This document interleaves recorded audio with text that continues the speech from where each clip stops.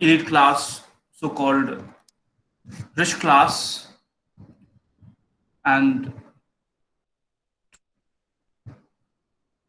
got to know the kind of life they are living.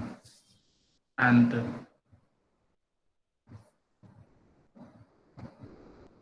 the idiom which has been used to designate that life was forgiveness. So in that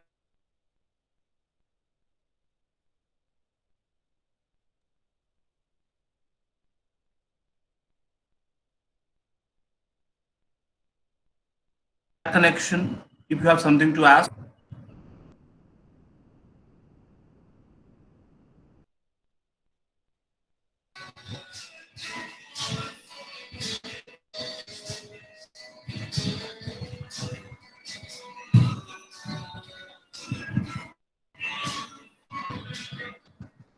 hello.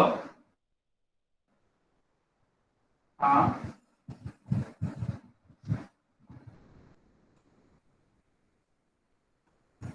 हाँ, basically वहाँ पे network समस्या है ना. हाँ. हाँ. हाँ. हाँ, तो आप वहाँ चले जाएं ऊपर. इमरजेंसी हाँ. हाँ, बात कराइए.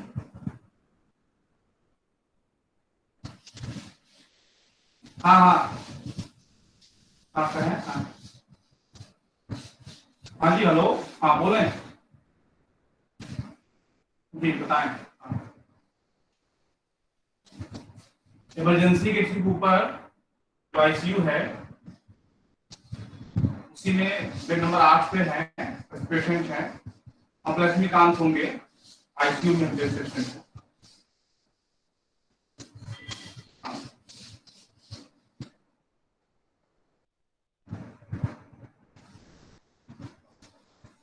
कोई बात नहीं, बाजार की बात करिएगा, है ना. तो अभी आप व्यस्त हैं कहीं, ठीक है सर. जरा थोड़ा सा फोन की आवश्यकता है ना. हम लोग किसी को फोन कर रहे हैं, ठीक है. तो बच्चा मिल जाता तो कॉल करिएगा, ठीक है सर. ठीक है. ठीक. ठीक.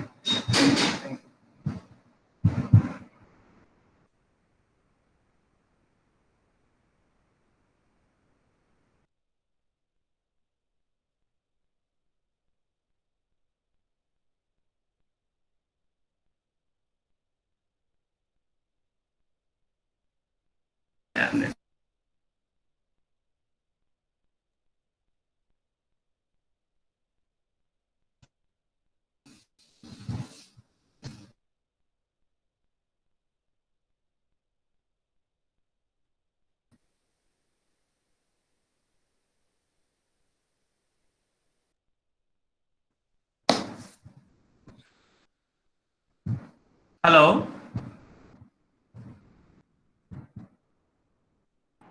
Yes, sir, we can hear you now. Okay, please.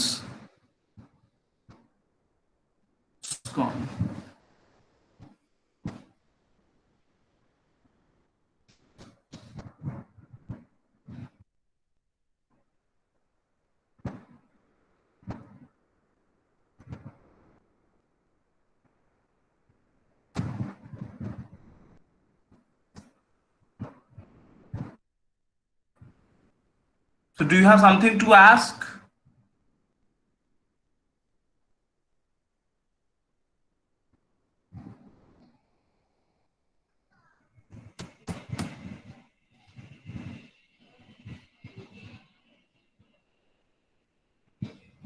Hello. So not as of now. Just wait. The system is and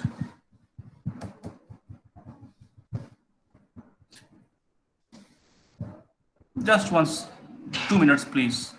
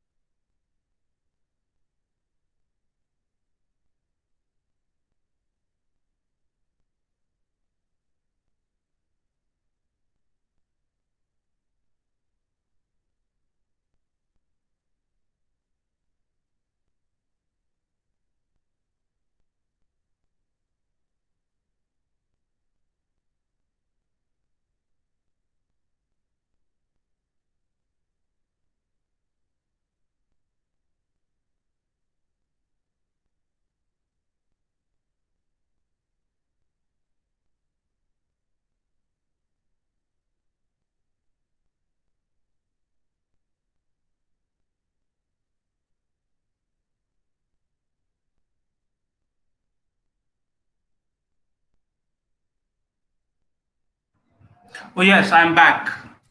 So please confirm, just I am audible or not? Yes, sir, you're audible. Thank you so much. So we have just been through the uh, lifestyle of high class, rich family, and now it's time to move towards the depiction and low class, low life, poor, not so rich as compared to the earlier one. And now let us see what the poet talks about. The agenda in both the classes is almost similar, and the agenda is to highlight the kind of sexual perversity, the kind of sexual immorality, and uh, the kind of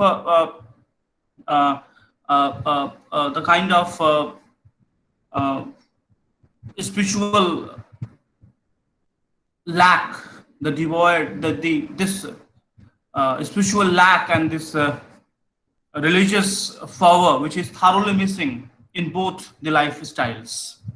So, in the second example, he writes that when when Lil's husband, Lil is a wife, when Lil's husband got demobbed. Demobbed means uh, he has been in he has been as a soldier, maybe in the First World War, right? And his demobbed means he has been released from the service, that service, right? So now after 4 years of war, he is coming back. He's coming back to home. It's a kind of homecoming. It's a kind of uh, ghar wapsi in that way. So the narrator says that when Lil's husband got demobbed, means he is coming back home now after his services rendered in terms of military services in the First World War. So when Lil's husband got demobbed, I said, I may be a narrator, I may be a well wisher, I may be a sympathizer, I can be a practical one, practical person who knows the ways of the world. And this I is saying, I said what? Yes, I said, I didn't mince my words. I said to her myself, hurry up, please, it's time. Hurry up, please, it's time is a stylized sentence which would occur in this paragraph maybe more than 3 to 4 times. And hurry up, please, it's time.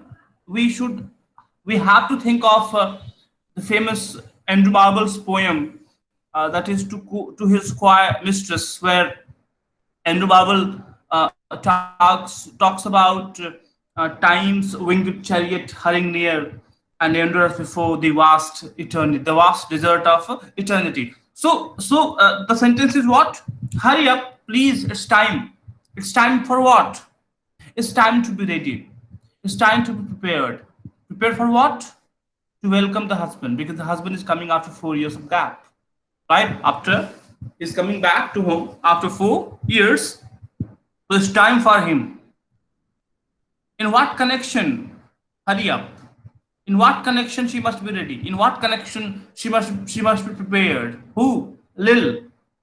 Right? So hurry up, it's time. This is a sentence which is being applied to the character of Lil, as her husband is coming to home after 4 years of gap or 5 years of gap, as he was busy in the First World War, and now he's free from there, so he's coming back. So the first advice, as she is saying that I didn't mince my words, I said it to her clearly. I categorically let her know what? Hurry up, please, it's time. Time for what? The time for now. Albert is coming. Now, Albert, the husband's name is what? Albert. Now, Albert's coming back. Make yourself a bit smart. Make yourself a bit smart. Make yourself presentable. Make yourself presentable, make yourself beautiful, make yourself happy because husband is coming after 4 years of gap, and the first thing he would be wishing maybe his long sexual appetite or sexual gratification. So Albert is coming back home after such a long gap. So please make yourself a bit smart. Make yourself a bit presentable. Make yourself a bit more beautiful, dented and painted, as we have seen in the previous lifestyle. Right? Am I clear? Yes, sir. So I then it's pretty smart. He will want to know what you done with the money he gave you. Simple, right? So he has been sending you money, lots of money. So what have you been doing with that money? Were you spending that money on your beautification or for something else? Simple sentences. And now to get yourself some teeth, to get yourself some teeth, he did. I was there, right? He asked you to put some to go for root canal therapy, to go for as your teeth might have been rotten or might have been disjointed. So he did give you money to plant some more teeth so that through that the help of those teeth you may look more beautiful than before. So to get yourself some teeth, he did. I was there. You have them all out, Lil, and get a nice set. Get a nice set. He said, I swear, I can't bear to look at you. You look so ugly. You look so old. You look so cramped. You look so teethless. Teeth can be a literal thing, but teeth, I mean, just think about yourself without teeth. You can well imagine.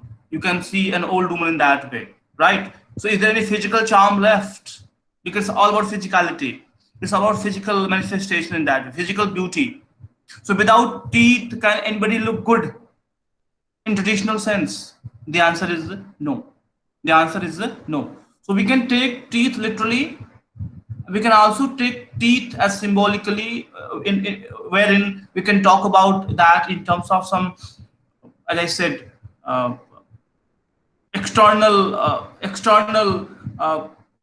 means and external tools which can bring added beauty to the beautiful one, added beauty to the beautiful one in that way, right? So he says what? To get yourself some teeth, he did. I was there. You have them all out, Lil, and get a nice set. He said, I swear, I can't bear to look at you. I want a beautiful wife. I want a beautiful girl. Just think about it. I can't bear to look at you. It's all about physicality. It's all about carnality. It's about physical sexual appetite and its gratification, right? She must be beautiful in that way. I can't bear to look at you, and no more can't I said, and think of poor Albert. Think of poor Albert. I too said, yes, you don't look beautiful. You have to make yourself beautiful. You go for good teeth. You go for good powders. You go for pastes. You go for some salon. You go for some beautiful perfume or deodorant. Because I can understand what poor Albert must be thinking. Poor Albert has been working in the war for 4 years, 5 years, and now he's coming back, and now he has all the right over your body. Now he has all the rights, to seduce you and to do the things he needs to do. But for that, you need to make yourself beautiful. You need to make yourself presentable, right? So think of poor Albert. Think of right now. He has been in the army 4 years. It's like, yes, that's the First World War, 1914, 1918. He has been in the army for 4 years, and he wants a good time. He wants a good time. The good time is not there as far as going to church is concerned. The good time didn't talk about spiritual awakening and spiritual awakenings. No, the good time is to seduce somebody. The good time is to sleep with somebody. I mean, I may use some. I may sound a little rude, please, but forgive me for that. So he wants a good time, a jolly good time, and what could be better good time than to indulge in a sexual, than to indulge in a game of chess, than to indulge in a game of sexual relationship, right? And for that, the wife must be ready, because the husband has a right, the husband has a command, and the husband has a extra edge over the being of the wife, over the being of the woman, right? So you may interpret it the way you want to interpret it, the way I have been talking about this aspect in several of my talks, right? So he wants what? A good time. And if you can't give, and if you can't give it to him, then there are others. It means what? Look at the conjugal lewdness and matrimonial whoredom. Huh? Just think about Moll Flanders, and think about that essay of Defoe, conjugal lewdness and matrimonial whoredom. Right? You need to present yourself. You need to be ready. You need to be a sexed object, a sexed subject, maybe. If you won't do it, if you won't serve his appetite, if you don't make him happy, don't worry. He has other options too. He has other. I mean, just talk about the matrimonial sanctity. Talk about epithalamion, prothalamion. Talk about the tempest. Talk about the mutual understanding, mutual faith, mutual trust, mutual belief. Just think of all these things. So if you don't give it to him, he will go to some other women. He will go to some more women. He may go to any prostitute, or he may go to anybody and anywhere else. So he is not just dying for you. You may be dying for him, but he is not dying for you. And he may die for you until or unless you have that beauty intact. You have that power to attract somebody. But if you lose yourself, your beauty, your being is not important. Your spiritual soul is not important. Your heart is not important. Your mind and spirit is not important. What is more important? Your flesh, your body. If your flesh and body are presentable, then he shall be happy. If not, he shall go to somebody else. Am I clear? Yes, sir. Yes. So, yes. I said, oh, is there? She said, something of that. I said, then I will know who to think. She said, and give me a straight look. Give me a, sorry, yes, give me a straight look. I mean, just a description of low life. A husband is coming after the gap of 4 years, and he wants to be sexually satisfied. And for this, the narrator wants the wife to be prepared, to be ready. And if she's not, the husband will go to somebody else. It's a kind of sexual frivolousness. It's a kind of sexual, it's not sexual liberty in that way. It's not sexual freedom in that way. But it's all that sexuality which is just there, and which doesn't take into consideration the spiritual being and the mental being, but simply the physical being, and not more than that. And then again, the sentence comes up, hurry up, please, it's time. So the scene is set in a pub. The whole scene is set in a pub. So even as this talk is going on, as this conversation is taking place, it can be the bartender as well, the saki, the saki or saki in that way. Even he can be the one who must be saying, please leave the bar now, it's time to go. right? Leave the bar. It's time. It's a closing time, bhai. Don't waste the time and please finish your job and go get back to your home. It can be that sound as well, right? It can be the sound of the narrator. Hurry up, it's time. Time for what? Time to produce yourself as a sexual subject, sexual object, as a commodity, as a sexual commodity to the respective husbands in that way, right? Hurry up, please, time. It's time in the wasteland to do the things as they are ordained, as they are commanded, right? It's time. This is the wasteland, right? Right? It's a wasteland in that way. Okay, so in this wasteland, hurry up, make it fast, make it fast. Otherwise, otherwise, the husband might go to somebody else. Otherwise, the bar, the pub will be shut down. Otherwise, you shall have no respect as you are having right now. Right? Hurry up, it's time. Please. Hurry up, please. It's time. So it's all ironical. It's all ironical in that. Right? So this is not something, they are not hurrying up.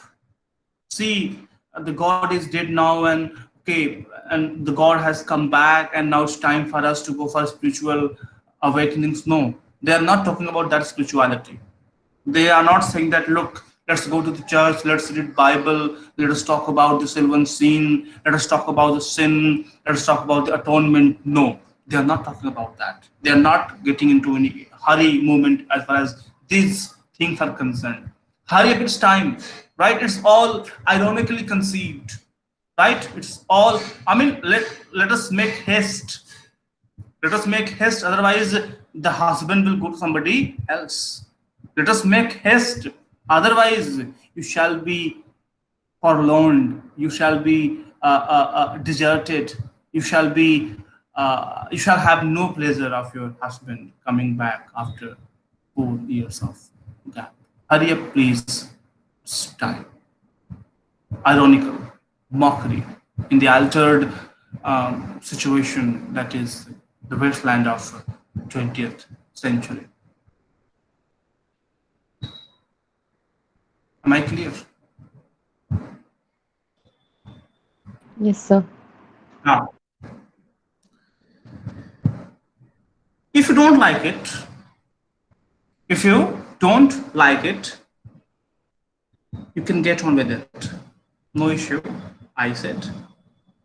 Others can pick and choose if you can not. The same thing repeated once again. And then, but, but, if Albert makes off, it won't be for lack of telling.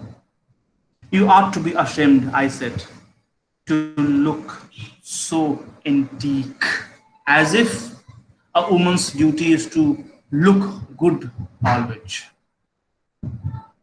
A woman's duty is to make herself presentable. I mean, just think about it. I just don't want to speak much because this sentence simply relegates a woman's being not more than uh, a commodity to be enjoyed and to be twisted, to be turned, to be.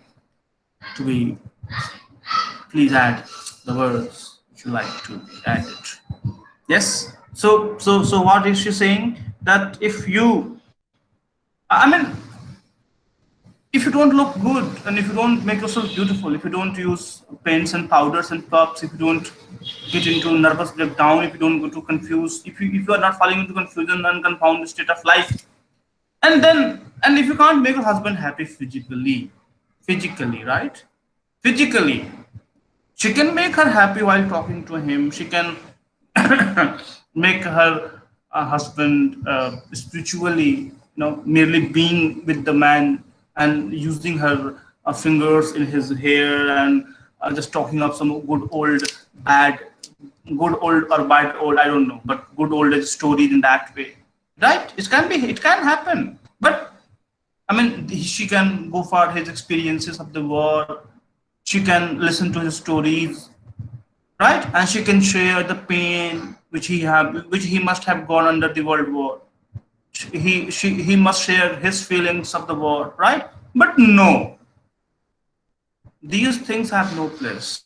Only one thing is there: 4 years of gaps, 4 years of sexual appetite, and that has to be fulfilled. And if the woman doesn't fulfill, she must be ashamed of. She must be ashamed of, right? So you ought to be, eh? It's not should, must, may, might. You ought to be ashamed, I said, to look so empty, as if a woman should always beautify herself. A woman should not consider, as far as inner beauty is concerned, should not talk about her brain, shouldn't talk about her heart and soul. She should always and often consider on what?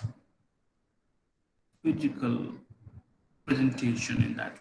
So you ought to be ashamed, I said, to look so antique.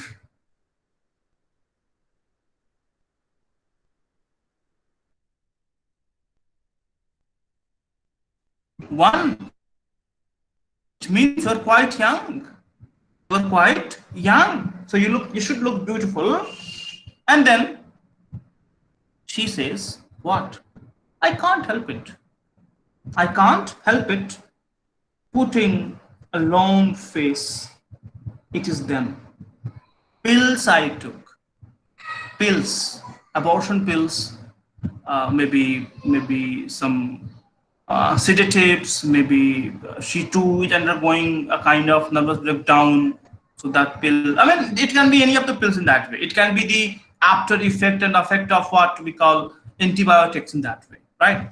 So I can't help it, she said, putting a long face. It's them pills I took to bring it off, she said.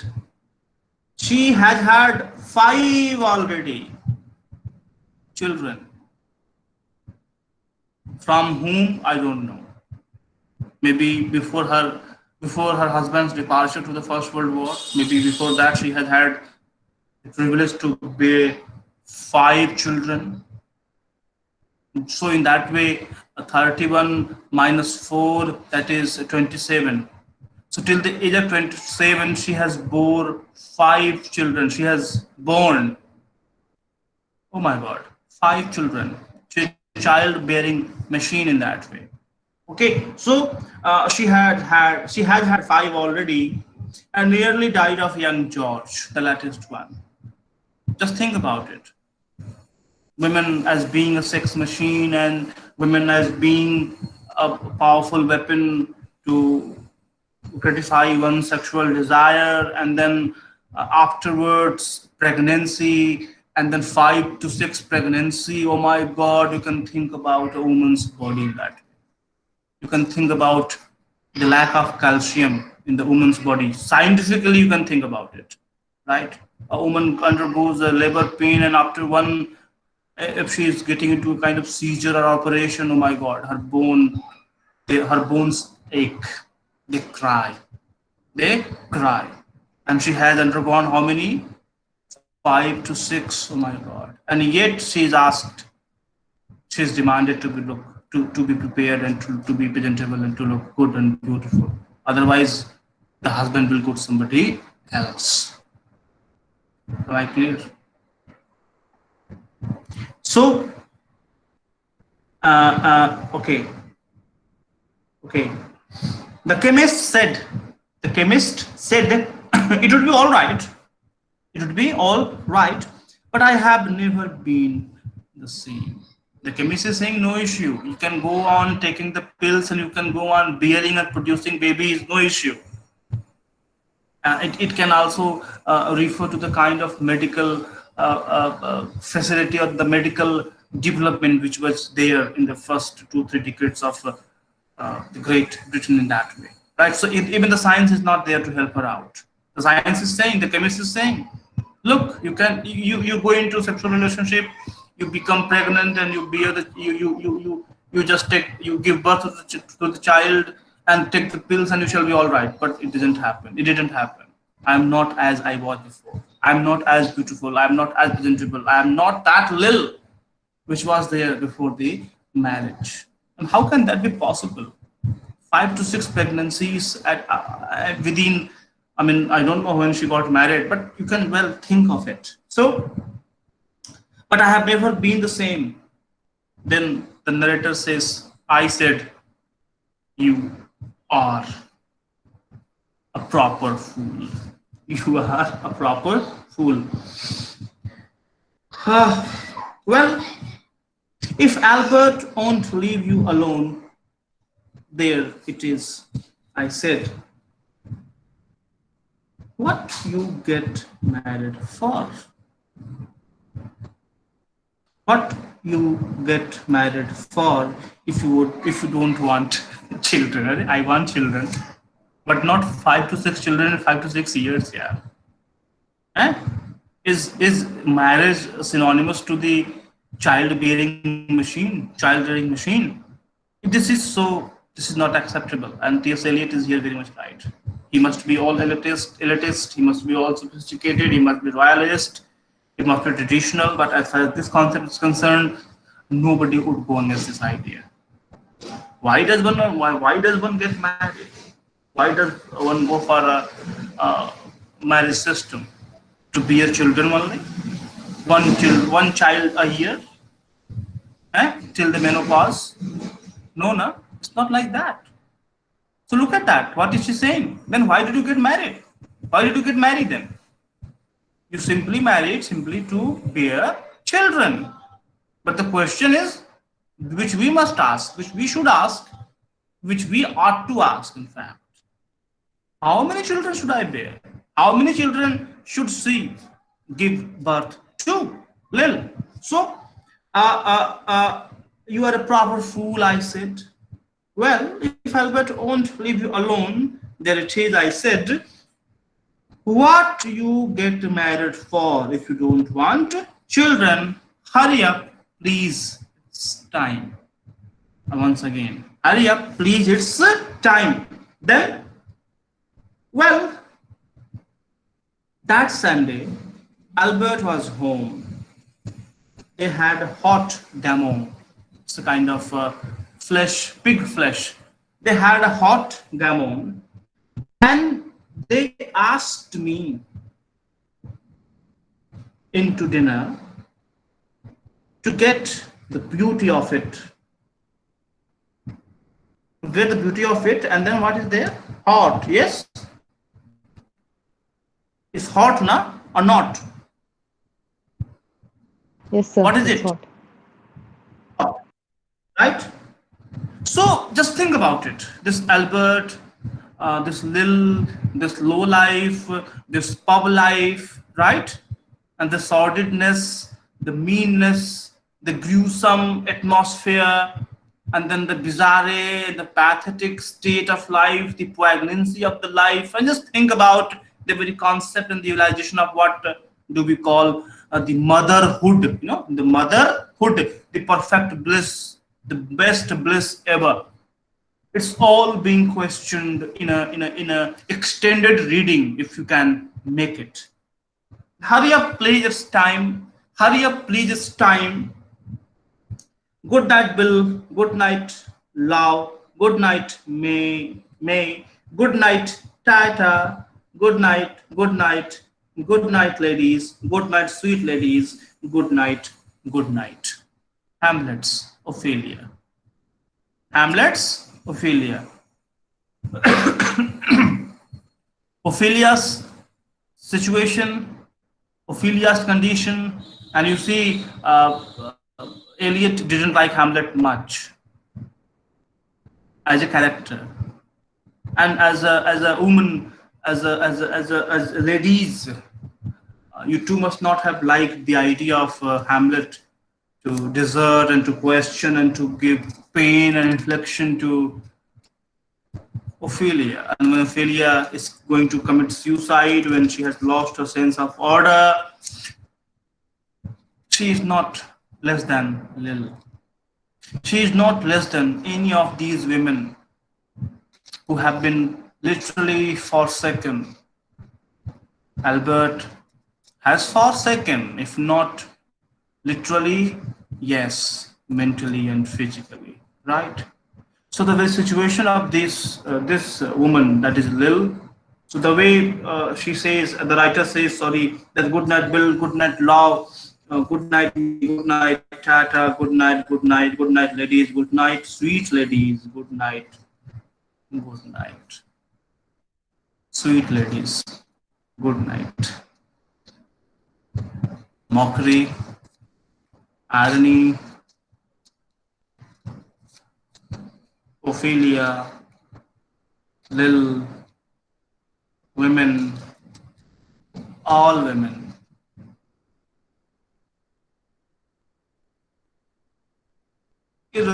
Reason, realism, a game of chess. Yes.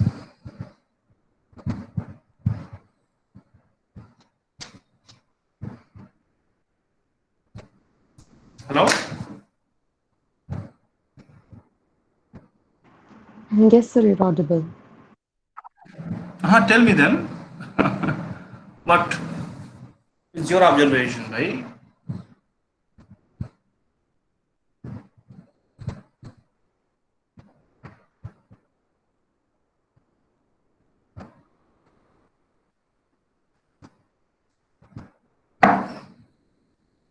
Yes, tell me.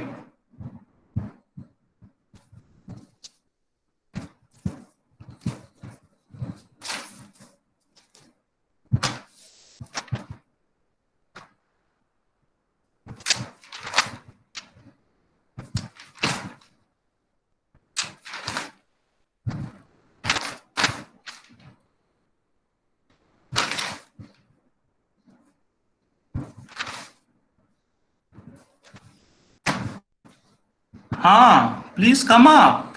Anything to suggest? Please opine yourself and tell me about experience regarding this poem. What is your experience? What have you been? What are you feeling with the poem? Are you making a sense of the poem or what?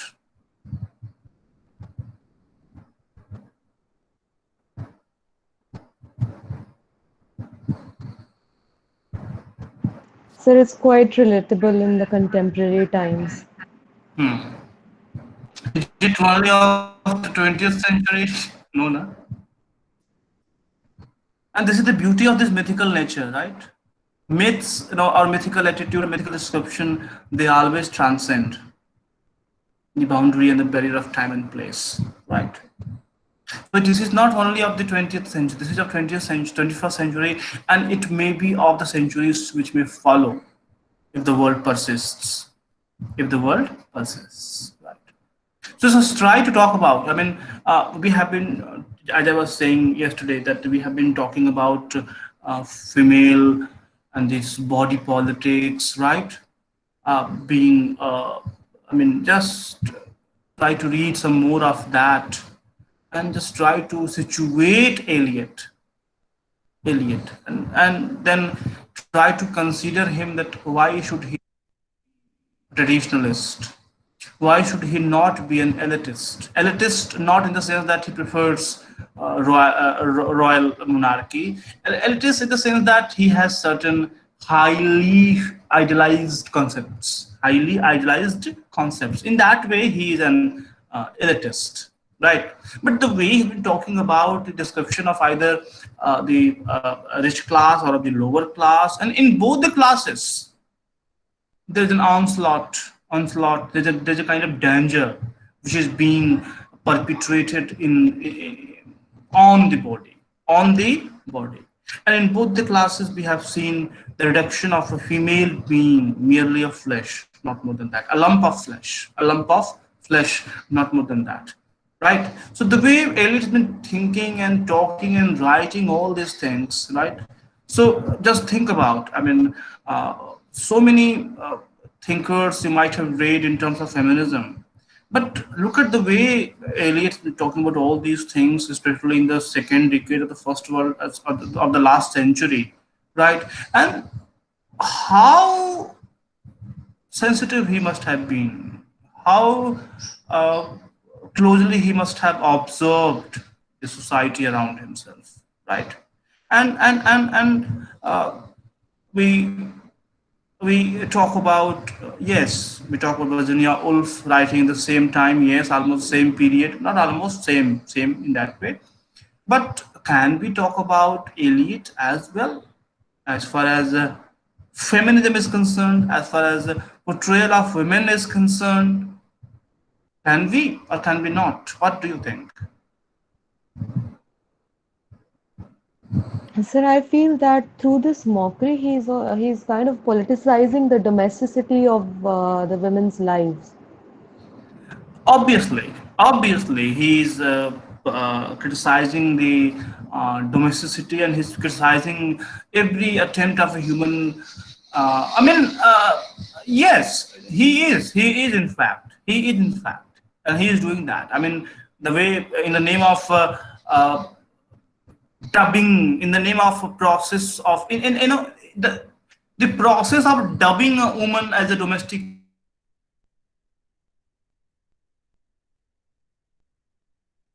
as a domestic animal within the within the premises of a house, in that way, right?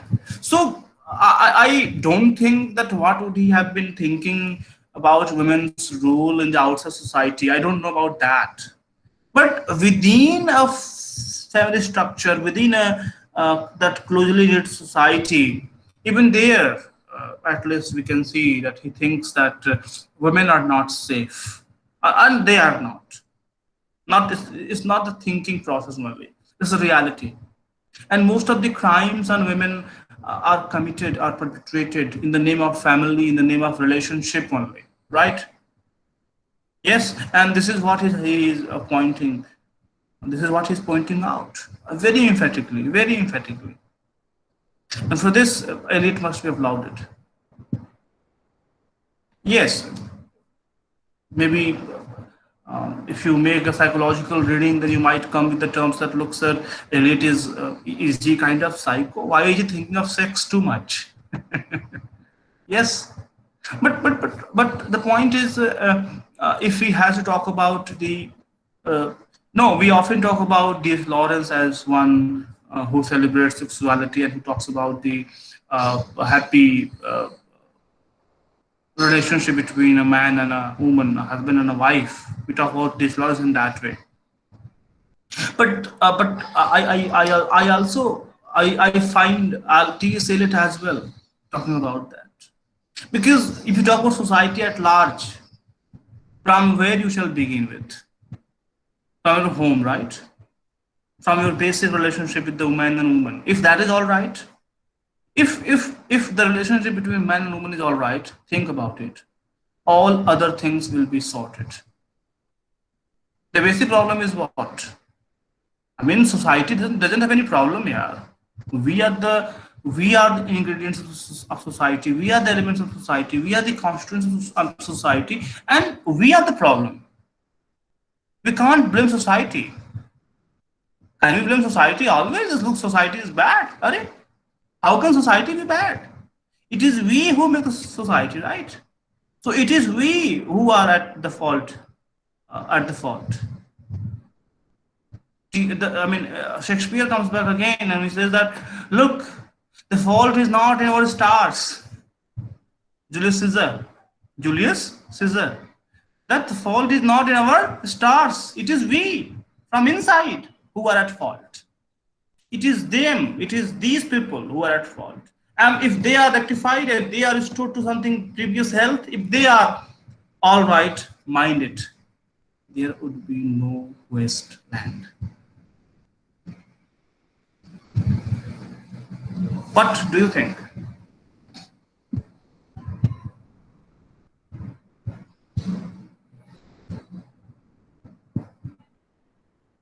Please, what do you think?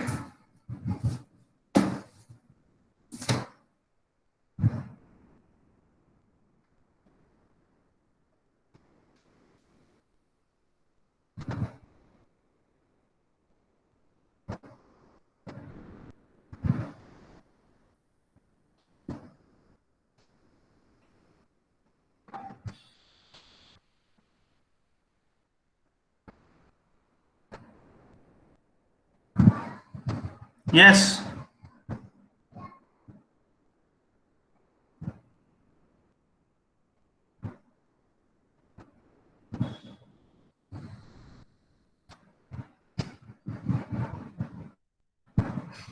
Sir, I had a question about the this phrase when he says that to get yourself some teeth. So, sir, can I was just thinking about the description of Wife of Bath by Chaucer, wherein the this he her sexual appetite has been depicted through the through teeth, how her teeth are.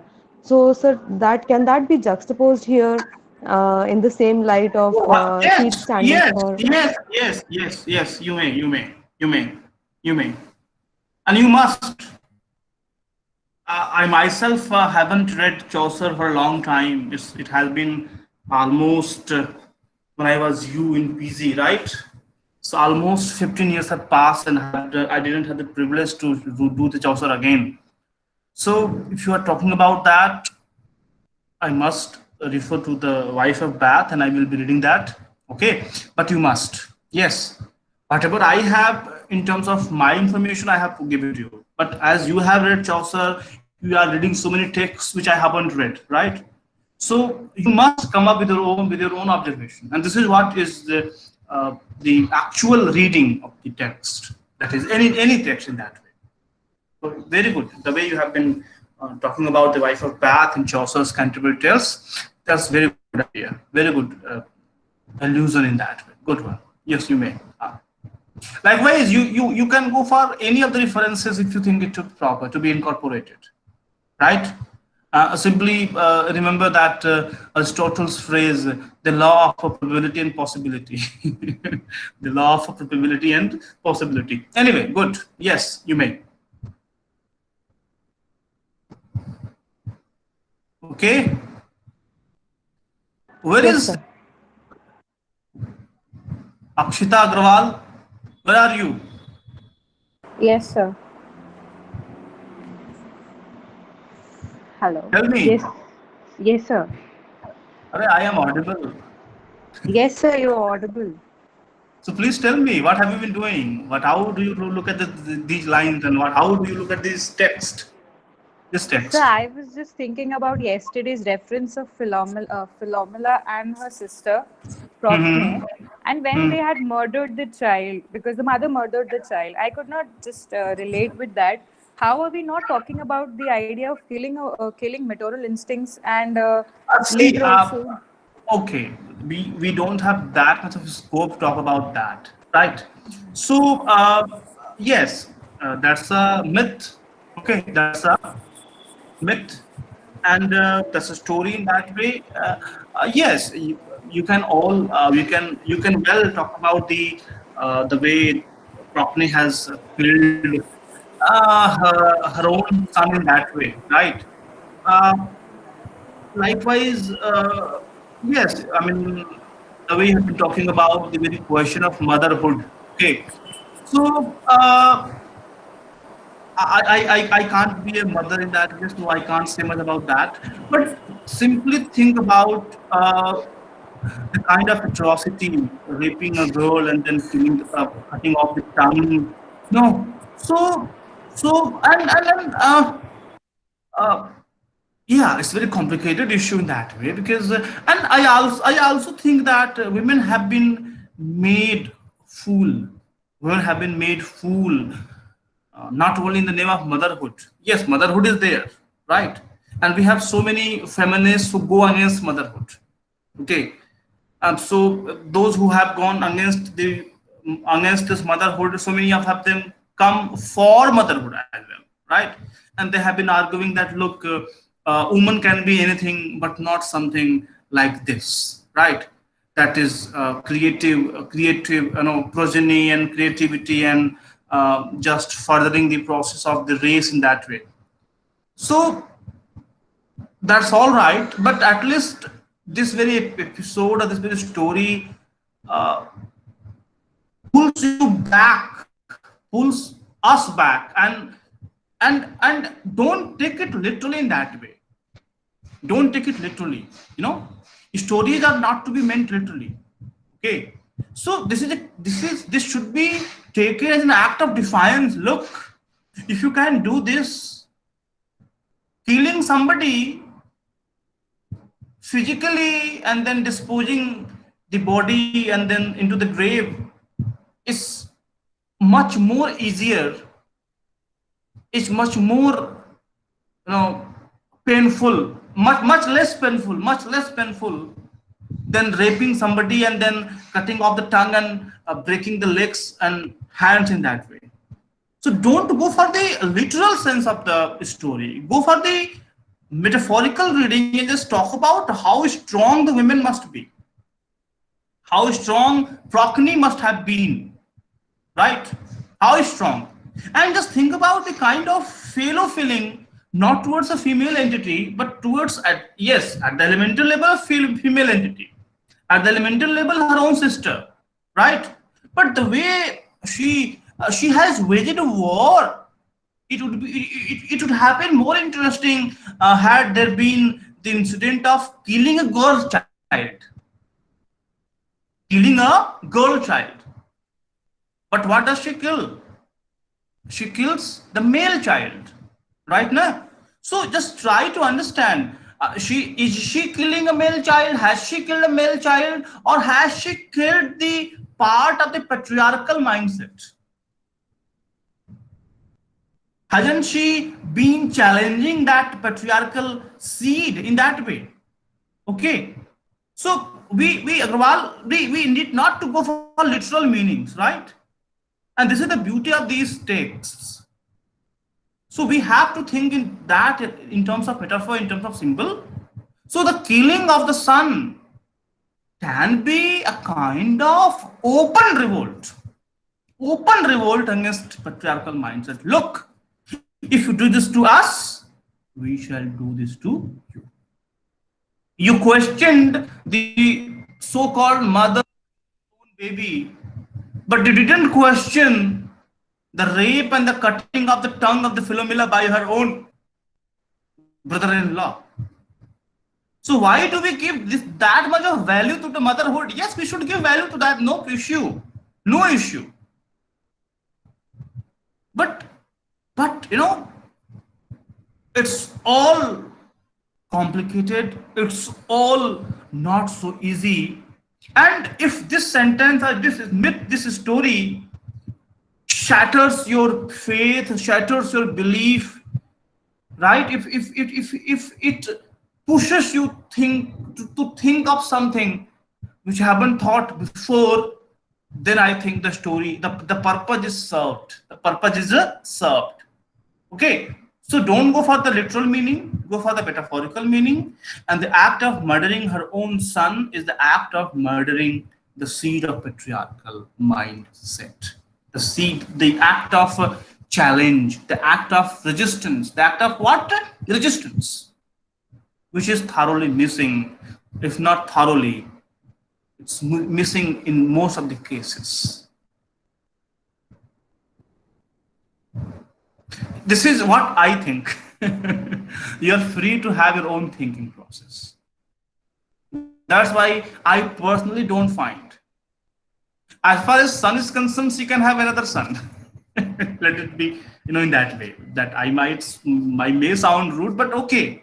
But the patriarchy must be taught a lesson. The patriarchy must be challenged. The patriarchy must be given the altered perspective. Look, if you do this, we won't be sitting passively waiting to be commanded. No, we shall come to you, we shall challenge you, and we shall uproot you. This is at least what we should learn from Procne, Philomela, and Tyreus episode. This is what we should. This is what one should. Otherwise, yeah, just think about it. Philomela is just one example. Nirbhaya was another, and after Nirbhaya, everybody was thinking that look, now no more rape will take place. Okay, so Hathras and Kanpur and Banaras is just, oh my God, 6 months, 10 months, 12 months. Just imagine, क्या है, क्या हो रहा है? इसमें motherhood क्या करेगा यार? क्या है ये मदरहुड?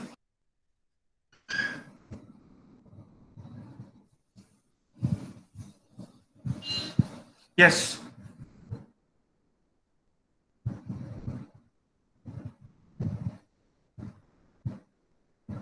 Ah.